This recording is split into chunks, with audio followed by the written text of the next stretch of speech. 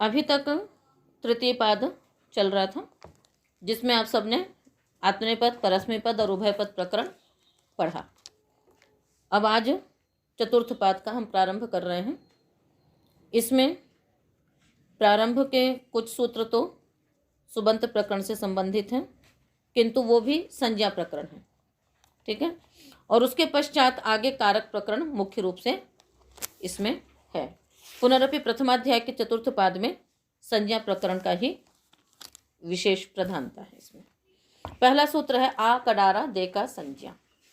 ये सूत्र ही बता रहा है कि इस चतुर्थ पाद में संज्ञाओं का प्राधान्य है। चलिए सूत्र का अर्थ करते हैं। आ अव्ययपदम, कडारात पंचमी का एक वचन, एका प्रथमा का एक वचन, संज्ञा प्रथमा का एक वचन। आ अव्ययपदम है, ठीक है। और ये जो आ है इसका अर्थ क्या है? मर्यादा। आ का अर्थ क्या है? मर्यादा और अभिविधि यानी सीमा। तो जो सीमा होती है, सीमा मतलब कोई एक मर्यादा, बोलते ना कि मर्यादा में रहना, सीमा में रहना। तो जो सीमा होती है वो दो प्रकार से होती है। दो का मतलब हो गया, एक तो वहां तक हम प्रयोग करते हैं, तो उसको लेकर या उसको छोड़कर। हमने जैसे कहा कि पाटलिपुत्र तक वर्षा हुई, तो पाटलिपुत्र को लेकर वर्षा हुई या फिर पाटलिपुत्र को छोड़कर वर्षा हुई। दोनों बातें हो सकती हैं। शब्द तो प्रयोग एक ही जैसा हो रहा है और दोनों के लिए ही आ शब्द का प्रयोग होता है। दोनों के लिए क्या होता है? आ शब्द का प्रयोग होता है। किंतु अब ये हमें सोचना पड़ता है कि ये वहां तक लेकर अथवा उसको छोड़कर, ठीक है। इसके लिए एक शब्द नोट कर लीजिए, बिना तेन मर्यादा सह तेन अभिविधि। बिना तेन मर्यादा सह तेन अभिविधि। बिना तेना मतलब उसको छोड़कर, तो ये मर्यादा है, और सह तेना उसको लेकर, ये अभिविधि है तो दोनों ही सीमा, पर एक मर्यादा रूप में है और एक अभिविधि रूप में है। अभिविधि रूप में हो जाएगा उसको लेकर, और मर्यादा क्या हो जाएगी? उसको छोड़कर, ठीक है। यहाँ पर जो आ है वो क्या है? अभिविधि है। यहाँ पर जो आ है वो क्या है? अभिविधि। कडारात पंचमी का एक वचन है, समास किसी में भी नहीं है। सूत्र का अर्थ करेंगे, कडारा कर्म धारये इत्येतस्मात् सूत्रावधेः एका संज्ञा भवति इत्यधिकारो वेदितव्यः। कडाराः कर्म धारये आ एतस्मात् सूत्रावधेः एका संज्ञा भवति इत्यधिकारो वेदितव्यः। कडारः कर्म धारये, यह सूत्र अभी आगे कहेंगे, है ना। उस सूत्र की अवधि पर्यंत, यानी कडारः कर्म धारये तक, है ना, उस सूत्र को लेकर के वहां तक एक ही संज्ञा होती है, ऐसा अधिकार जानना चाहिए। उदाहरण में आप लिख लीजिए, भेदता छेदता, शिक्षा भिक्षा, अततक्षत।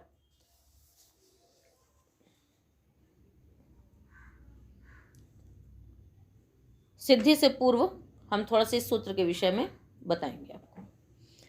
क्या होता है कि हम लोग सामान्य रूप से देखते हैं कि एक पद की अथवा एक शब्द की दो दो तीन तीन संज्ञाएं हो जाती हैं। लोक में भी देखते हैं कि कोई एक व्यक्ति है, उसके दो तीन, अब जैसे एक इंद्र ही शब्द है तो इंद्र को हम पुरुहूत, पुरंदर, न जाने कई शब्दों से हम उसका प्रयोग करते हैं, ठीक है। इसी प्रकार से एक अग्नि शब्द है, उसके लिए हम कई सारे शब्दों का प्रयोग कर देते हैं।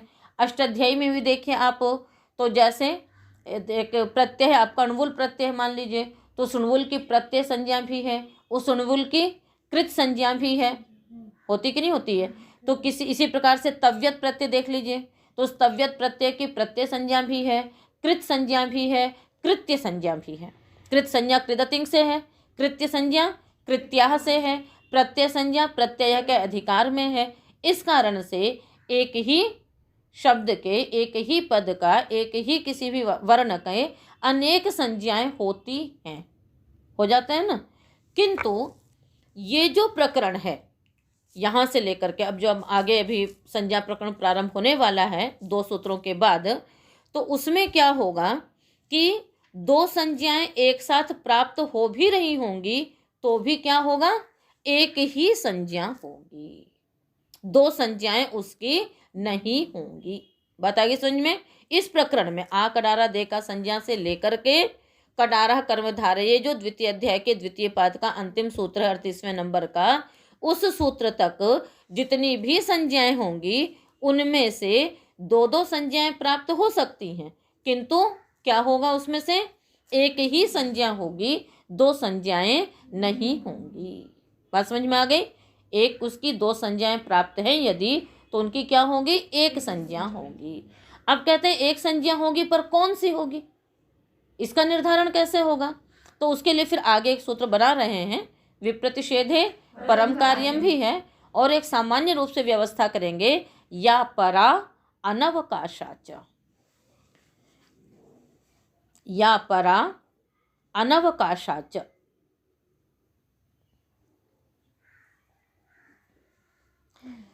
या तो 2 संज्ञाओं में से जो पर वाली है वो हो जाएगी, और या फिर जो अनवकाश होगी। अनवकाश का मतलब क्या होता है, अनवकाश का मतलब ये होता है कि जिस संज्ञा को पूर्व में कोई अवसर प्राप्त न हुआ हो, यानी वो संज्ञा पहले अन्यत्र कहीं न हुई हो, ठीक है, तो वो अनवकाश होगी, ठीक है ना। उसको क्या कहते हैं, मतलब अवकाश ना मिला हो, उसको स्थान ना मिला हो, किसी में उस संज्ञा के होने का अवसर न मिला हो, उसको क्या कह देते हैं हम, अनवकाश। और यदि उस संज्ञा को कहीं अवसर मिल चुका है तो हम उसको क्या बोलते हैं, सावकाश। उसको क्या बोलते हैं, सावकाश। कोई भी सूत्र यदि पहले कहीं प्रवृत्त हो चुका है, आपके शब्दों में वो सूत्र कहीं पर भी लग चुका है किसी भी उदाहरण में, तो वो सूत्र क्या होता है, सावकाश। और यदि वो सूत्र कहीं पर भी नहीं लगा है तो वो क्या होता है, निरवकाश, ठीक है। तो वही संज्ञा होगी, या तो वो पर में होगी, मतलब दोनों ही यदि सावकाश हैं कि वो संज्ञा यहाँ पर कहीं और लग चुकी है और दूसरी कहीं और लग चुकी है, तो दोनों क्या है, सावकाश हैं। और अब हम यहाँ पर क्या करें, तब तो वहाँ पर वाली होगी, ठीक है। किंतु यदि पर वाली जो है वो यदि कहीं और नहीं हुई, वो कहीं लग चुकी है और पूर्व वाली कहीं भी नहीं लगी है संज्ञा, या वो सूत्र कहीं भी नहीं लगा है, तो वो क्या मानी जाएगी, अनवकाश। तो पहले उसकी प्रधानता हो जाएगी, है ना भाई। उस सूत्र को बनाने का प्रयोजन ही क्या था, फिर तो सूत्र को बनाने की आवश्यकता ही क्या रही है कि सूत्र बनाया भी और वो कहीं ना लगे। जहां जहां वो लगने लगे वहां वहां दूसरे सूत्र की भी प्रवृत्ति होने लग जा रही है, उसकी भी शर्तें घट रही हैं, और फिर वो पर में है इसलिए हर जगह वही लगने लगेगा, तब तो फिर जो पहले वाला सूत्र है उसकी कोई आवश्यकता ही नहीं रही, तो सूत्र बनाना क्या हो जाएगा, फिर व्यर्थ होने लगेगा। इसलिए उसकी अपेक्षा क्या हो जाता है, वो बलवान हो जाता है। बात आई समझ में।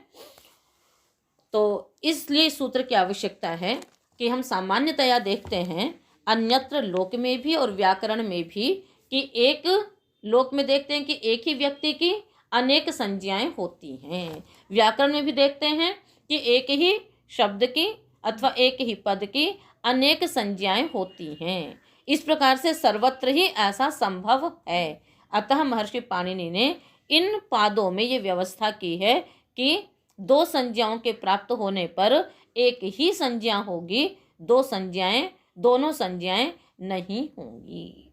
केवल एक ही संज्ञा है जिसके साथ हम वो कर लेते हैं कि दोनों संज्ञाएं होती हैं, बाकी और कहीं पर भी यदि होगी तो पारी पारी से होगी, पर एक साथ दोनों संज्ञाएं, तीनों संज्ञाएं नहीं हो सकती हैं।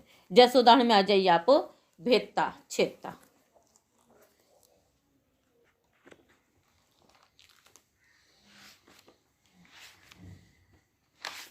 भेदता शब्द की सिद्धि आप सब करती हैं, जानती हैं, चलिए करना शुरू करिए। हाँ, उसके बाद निष्ठा से ता प्रत्यय लाओगे, भेदता त्रिच प्रत्यय लाएंगे। ठीक है, फिर उसके पश्चात हैं, ठीक है, अनंगादेश तो बहुत बात की चीज है। अभी आपकी स्थिति है भिद आगे त्रिच, उसके पश्चात च क्या आपने संज्ञा कर दी, भिद त्रिच। एक मिनट, ठीक है, यहां तक हो गया। अब जो भिद है, भिद का ई है वो क्या है, ह्रस्व वर्ण है, अतः ह्रस्वम लघु से उसकी लघु संज्ञा हो गई है। ठीक है ना, होगी ना, आप लोग को ही बताया हो ना, ह्रस्वम लघु से लघु संज्ञा होती है। लघु संज्ञा हुई, लघु संज्ञा होने के कारण से पुगंत लघु पदस्य च से गुण हो जाता है, तो भेद त्रि बन जाता है। उससे पहले आप ईटागम की प्राप्ति कर लेते हैं, ईटागम का निषेध कर लेते हैं। तो यहाँ पर भेदता बन गया। यहाँ पर आपको ये बताया गया कि ह्रस्वम लघु जो लघु संज्ञा है वो भेदता में चरितार्थ है।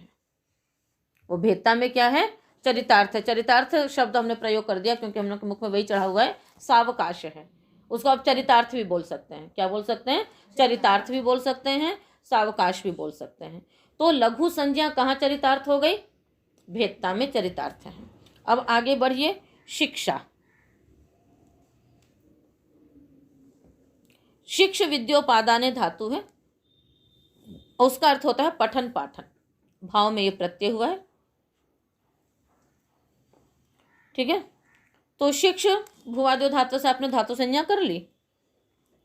अब उसके पश्चात शिक्ष धातु है। शिक्ष में क और श का संयोग है। क और श का संयोग होने पर हलोनंतर संयोग से संयोग संज्ञा हो जाती है। उसके पश्चात एक सूत्र लगता है संयोगे गुरु।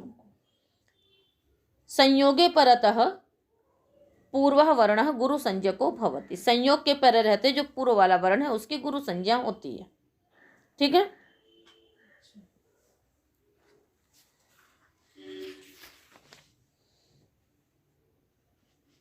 ठीक है, यहां संयोग परे है तो जो ई है वो गुरु संज्ञक हो गया। गुरु संज्ञक होने के कारण से यहां पर एक सूत्र लग जाता है गुरोश्च हलः। गुरोश्च हलः सूत्र का अर्थ है गुरुमान जो धातु है ना, गुरुमतः हलंतात् धातो हो भावे अप्रत्यय परश्च भवति स्त्रियाम। सूत्र है आपके तृतीय अध्याय के तृतीय पाद में। गुरुमतः हलंतात् धातो हो स्त्रियाम अप्रत्ययो भवति भावे।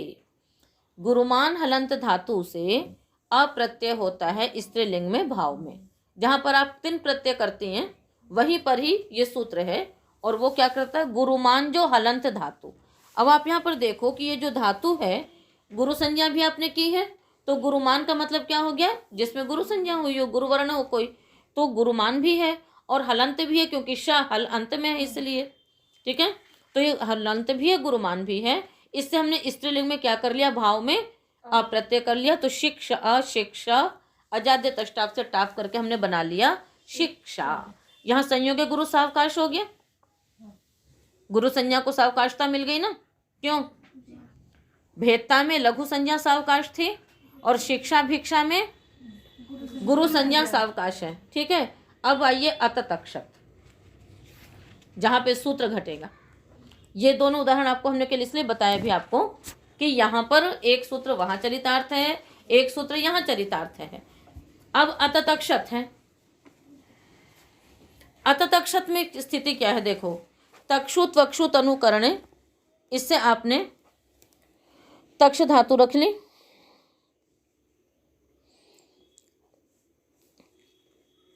तक्ष धातु से निच प्रत्यय कर लीजिए, चुनादिगण की धातु है ये। तो तक्ष आगे निच है, तक्षी बनाया हमने। उसके पश्चात लुंग लकार ले आइए, सनाद्यंता धातु से धातु संज्ञा करिए, लुंग लकार आएगा इसके पश्चात। तो तक्षी लुंग, लुंग के स्थान में हम तिवादी उत्पत्ति कर लेंगे, तिप आ गया। उसके पश्चात नी श्री द्रुसुभ्य कर्तरी चंग, आटिटत की सिद्धि आपने पढ़ी है ना, उसमें चंग आता है। किसका उदाहरण था आटिटत, हाँ किसका था, द्विर्वचनेची का। तो आटिटत में आप चंग लाए थे। ऐसे हर निजंत धातु से लुंग लकार में चंग आता ही आता है। तो स्थिति क्या हो गई, तक्षी चंग टिप। चंग है तो द्वित्व होगा, चंगी सूत्र से, चंगी परतः अभ्यास से है ना, धातु प्रथमस्य एकाचः द्वित्वम भवति, तो द्वित्व हो गया। तो तक्ष तक्ष, अब नीच को हम अलग कर ले रहे हैं, बोलने में उससे आसानी रहेगी। तो तक्ष तक्ष नीच चंग तिप। लुंग लंगड़िंग शुरुदात से आपने अटागम भी कर लिया, तो अट तक्ष तक्ष नीच चंग तिप।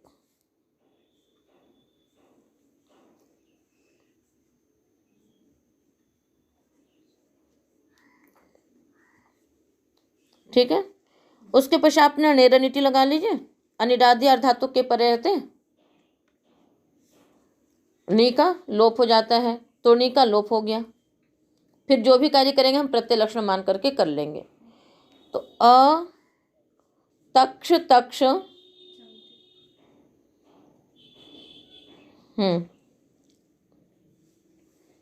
उसके पश्चात पूर्वाभ्यास अनादि शेष भी लगा लिया हमने। अ त तक्ष अतिप। यहां पर स्थिति ये है कि त उसके पश्चात है तक्ष। तक्ष में का और शा का संयोग है।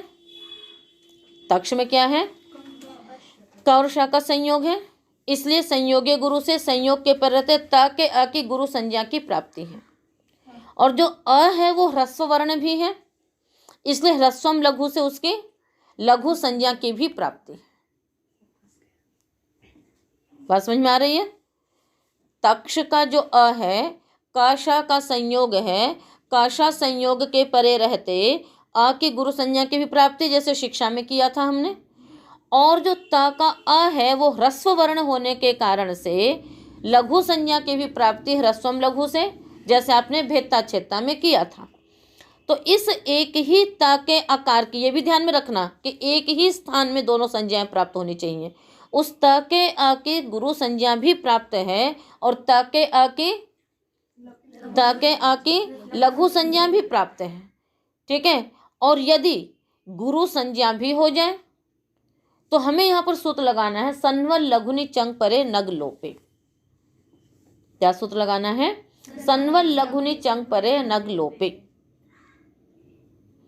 ये सूत्र करता है कार्य कि लघु धात्वक्षर के परे रहते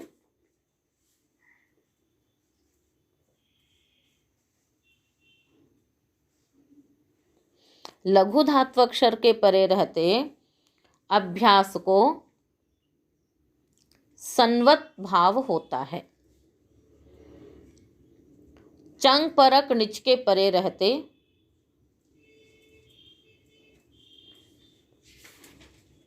अनग लोप होने पर, यानी अग प्रत्याहार का लोप न हुआ हो तो। क्या अर्थ हो गया सूत्र का, लघु धात्वक्षर के परे रहते अंग के अभ्यास को संवत भाव होता है निच के परे रहते अनग लोप होने पर, यानी अभ्यास में अग का लोप न हुआ हो तो।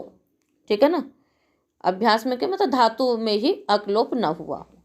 अब स्थिति यहाँ पर देखो कि लघु धात्वक्षर परे होना चाहिए और अभ्यास को हमें संवत भाव करना। संवत भाव में क्या होता है, संयतः से इत्व हो जाता है। आप लोग को मालूम है संयतः से इत्व होता है।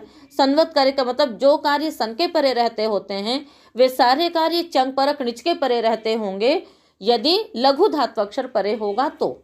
त तक्ष, यदि तक्ष के त के अ की यदि लघु संज्ञा नहीं होगी तो संवत भाव तो संवत भाव नहीं होगा, किंतु यदि त के अ की लघु संज्ञा हो जाए तो संवत भाव हो जाएगा। और क्या रूप बनने लगेगा, अतितक्षत। अब हमें ये निर्धारण करना है कि यहाँ पर लघु संज्ञा करें अथवा ना करें, क्योंकि वहां स्पष्ट कह दिया कि लघु धात्वक्षर परे होना चाहिए। ठीक है, तो यदि यहाँ पर लघु संज्ञा हो जाए तो लघु धात्वक्षर परे मिलेगा तो संवत भाव होगा। यदि लघु संज्ञा नहीं होगी, यानी गुरु संज्ञा यदि होगी तो लघु संज्ञा नहीं होगी तो फिर ये होगा। तो करनी हमको एक ही संज्ञा है, करनी हमको क्या है, एक ही संज्ञा है। ठीक है, क्योंकि दोनों संज्ञाओं की प्राप्ति होने लगी।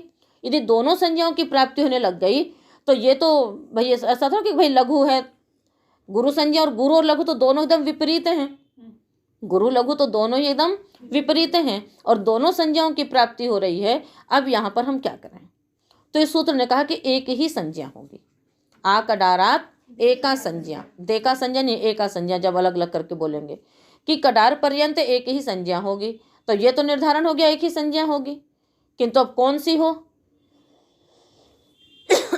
तो सूत्र ने कह दिया, सूत्र ने कहा एक नियम है या परा अनवकाशाच, जो तो ये तो दोनों ही अपने अपने स्थानों पे चरितार्थ हैं, इसलिए यहाँ पर कौन सा नियम लगेगा? पर वाली होगी। ठीक है ना, तो पर वाली कौन सी है? संयोगे गुरु।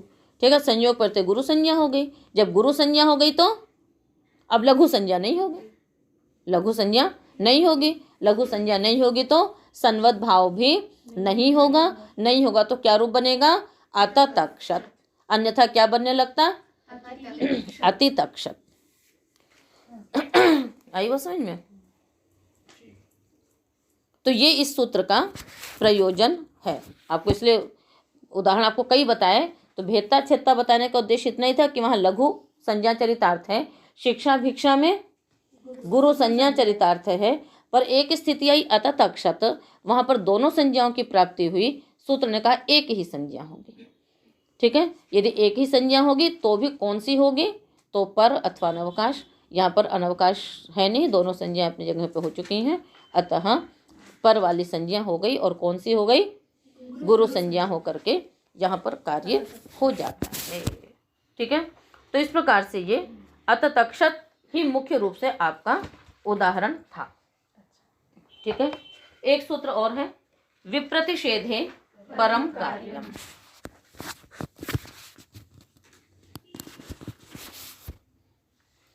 विप्रतिषेध है सप्तमी का एक वचन, परम प्रथमा का एक वचन, कार्यम प्रथमा का एक वचन। समास यहां पर किसी में भी नहीं होगा। यह परिभाषा सूत्र है। सूत्र का अर्थ करेंगे हम, विप्रतिषेधः तुल्य बल विरोधः, विप्रतिषेधः तुल्य बल विरोधः, तस्मिन् विप्रतिषेधे सति परम कार्यम भवति।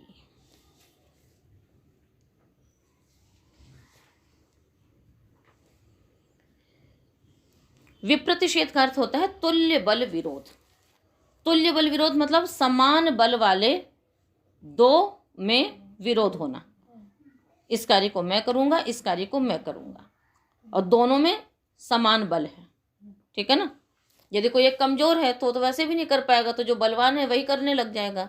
पर जहां पर दोनों बराबर हैं तभी विरोध होता है, तभी लड़ाइयाँ होती हैं। इस कारण से तो ऐसी स्थिति में क्या होता है? पर वाला सूत्र प्रवृत्त होता है। ठीक है, अब ये समझना है कि सूत्रों में तुल्य बलता कैसे होती है। सूत्रों में तुल्य बलता कैसे होगी? वो तो जड़ है, वो तो शब्द रूप है। कोई भाई ऐसा मनुष्य हो, है ना, कोई प्राणी हो, तो हम समझेंगे कि हाँ भाई इसमें भी उतनी शक्ति, इसमें भी उतनी शक्ति है। किंतु सूत्र तो शब्द रूप हैं, तो सूत्रों में समान बलता, तुल्य बलता कैसे होगी? तो सूत्रों में जो तुल्य बलता है वह उसके कार्य से होती है। जो भी आपको पीछे भी मैंने बताया कि दोनों सूत्र अपने अपने स्थानों में चरितार्थ हैं। जैसा भी पीछे बताया था हमने आपको कि ह्रस्वम लघु वहाँ चरितार्थ है, संयोगे गुरु वहाँ चरितार्थ है। ठीक यही स्थिति होती है कि जहाँ पर दोनों सूत्र अपने अपने स्थानों पर सावकाश हैं, तो वो दोनों सूत्र क्या हो गए? तुल्य बल वाले हो गए। अब एक ही स्थिति में उसकी भी प्राप्ति है और उसकी भी प्राप्ति है, यही क्या है? वहाँ पर इनका विरोध है। ऐसी स्थिति में क्या होगा? पर वाला सूत्र लगता है, पर वाला कार्य होता है। ठीक है, तो ये परिभाषा सूत्र है और यथोद्देश परिभाषा है। कौन सी परिभाषा है ये? यथोद्देश। दो प्रकार की परिभाषाएं होती हैं, कार्यकालम संज्ञा परिभाषम, यथोद्देशम संज्ञा परिभाषम। संज्ञा और परिभाषाएं दोनों दो प्रकार की होती हैं, कार्यकाल और यथोद्देश। पहले भी आपको बता चुके हैं, कार्यकाल का तात्पर्य होता है विधि सूत्रों के पास, है ना, उनके साथ एक वाक्यता करके फिर कार्य करना। और यथोद्देश में होता है उद्देश्यम अनतिक्रम्य, जहाँ पर उसका स्थान है वहाँ से बिना हटे कार्य करना, यानी सूत्र वहाँ पर आकर के निर्णय करेंगे। परिभाषा माने क्या होता है? निर्णय करने को कहते हैं। तो जो यथोद्देश परिभाषाएं होती हैं वे अपने स्थान का अतिक्रमण नहीं करती हैं। जिन सूत्रों को निर्णय करवाना है वे सूत्र स्वयं वहाँ पर आकर के निर्णय करवाते हैं और निर्णय लेकर के तदनुसार कार्य करते हैं। और कार्यकाल में क्या होता है कि जहाँ लड़ाई हो रही है, जहाँ पर विवाद है, जहाँ पर अनिर्णय है, जहाँ पर अनियम है, वो सूत्र वहाँ स्वयं जाता है और स्वयं जाकर के वहाँ पर व्यवस्था देता है कि देखो यहाँ पर ऐसा कार्य होगा, यहाँ पर ऐसा कार्य नहीं होगा। बात आई समझ में? लोक में भी ऐसा देखने में आता है, हर तरह की चीज़ें हैं। आप स्वयं दुकान में जा कर के कोई कार्य करते हैं, ठीक है, और एक वो स्वयं आपके घर घर में आते हैं। तो यही है ना, अपने गुरु जी ने सरलतम विधि में इसको एक नाई की उदाहरण से समझाया है ना, कि दो प्रकार के होते हैं। एक तो सैलून में जा कर के आप मतलब कार्य करवाते हैं, और एक जो घर घर पेटी लेकर के घूमता है कि ये कार्य करवा लो, ये कार्य करवा लो। तो एक कार्यकाल है और एक यथोद्देश है। तो ये जो परिभाषा सूत्र है ये क्या है? यथोद्देश है। कार्यकाल का उदाहरण इको गुण वृद्धि, क्योंकि जहाँ जहाँ गुण वृद्धि वाले सूत्र हैं वहाँ वहाँ जा करके इका पद उपस्थित होता है और फिर उसके साथ तादात्म्य बना करके कार्य कर लेता है। तो यहाँ तक तो बात समझ में आ गई। अब उदाहरण में देख लीजिए, वृक्षेभ्यः उदाहरण है इसका, वृक्षेभ्यः प्लक्षेभ्यः। यहाँ पर देखिए वृक्ष आगे भ्यस, ठीक है। आपने वृक्ष की प्रातिपदिक संज्ञा की स्वाद्योत्पत्ति कर ली, सारी प्रक्रिया आप सबको मालूम है। वृक्ष आगे भ्यस, इस स्थिति में दो सूत्र हैं। एक सुपिचा है पहला, ययादि सुप के परे रहते अदंत अंग को दीर्घ की प्राप्ति है।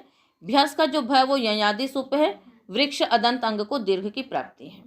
किंतु बहुवचने झल्यत, वो भी कम पीछे क्यों रहेगा? वो कहता कि झलादि सुप हो, बहुवचन हो तो एत्व होता है अदंत अंग को। दोनों सूत्रों की शर्तें घट रही हैं, ठीक है। किंतु शर्तें तो घट रही हैं, पर हम ये देखेंगे क्या दोनों तुल्य बल हैं क्या? तो सुपिचा वृक्षाभ्याम में चरितार्थ है, वृक्ष आगे भ्याम, सुपिचा से दीर्घ कल्या वृक्षाभ्याम। वहां बहुवचने झल्यत नहीं लगेगा। क्यों नहीं लगेगा? क्योंकि बहुवचन नहीं है। बहुवचने झल्यत वृक्षेशु में चरितार्थ है, वृक्ष आगे सुप, बहुवचन है, झलादि सुप है, और वो चरित वहां सुपिचा नहीं लगेगा। क्यों नहीं लगेगा? वृक्षेशु में सुपिचा क्यों नहीं लगेगा? ययादि सुप नहीं है। बात समझ में आ गई? तो वृक्षेशु में बहुवचने झल्यत सावकाश है और वृक्षाभ्याम में सुपिचा चरितार्थ है।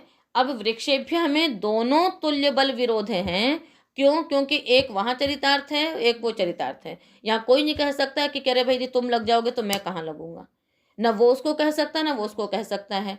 तो ये है यहाँ पर तुल्य बलता। अब जहाँ पर ऐसी स्थितियां होती हैं वहां पर क्या होता है?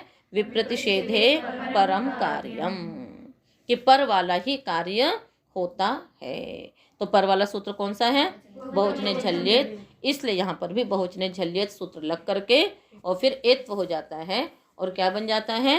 वृक्षेभ्यः, ठीक है। तो इस प्रकार से यहाँ पर हम इसकी सिद्धि करते हैं, है ना। लोक में भी हम देखते हैं ऐसा ही होता है ना। पहले कोई बात कह दी, फिर उसके बाद दूसरी बात कह दी, है ना। अब आपको संदेह हो जाता है कि आचार्य जी ने ये भी कहा था और बात ये भी कहा था। फिर आप पूछने आते हैं कि बहन जी आपने तो ये कहा था, तो उस वक्त फिर आपको क्या कहते हैं हम लोग? ये कहते हैं कि उसके बाद तो ये कहा था ना। तो वहाँ पर तुल्य बलता ये है कि एक ही आचार्य के द्वारा दोनों बातें कही गई हैं, किंतु अब ये भी है कि हम उसको करें अथवा इसको करें। तो वहाँ पर फिर क्या हो जाता है? फिर यही कहते हैं कि बाद में जो कहा उसी की बलवत्ता हो जाती है, इसलिए बाद वाली ही बात बलवान होती है। तो इस प्रकार से विप्रतिषेधे परम कार्यम यह सूत्र भी संपन्न हुआ। और इससे पहले आप इसकी सिद्धियां पढ़ चुके हैं, इस प्रकार के उदाहरण भी आपको बताया जा चुका है, ठीक है ना, प्रारंभिक व्याकरण बताते समय। तो यहाँ पर एक बार पुनः उसका आवर्तन आपने कर लिया। तो आपने ये भी समझा कि तुल्य बलता क्या है, दोनों सूत्रों का अलग अलग उदाहरणों में चरितार्थ होना अथवा सावकाश होना, ठीक है। और पहले वाले सूत्र में भी हमने ये देखा कि एक के अनेक संज्ञाएं होती हैं, व्याकरण में ही होती हैं, लोक में भी होती हैं, किंतु इस प्रकरण में एक ही संज्ञा होगी। और वो संज्ञा कौन सी होगी? जो पर में होगी अथवा पर नहीं है, पूर्व में है और यदि वो अनवकाश है तो भी वो हो जाएगी। ठीक है, तो इस प्रकार से ये दोनों ही सूत्र आज आपके पूर्ण हुए।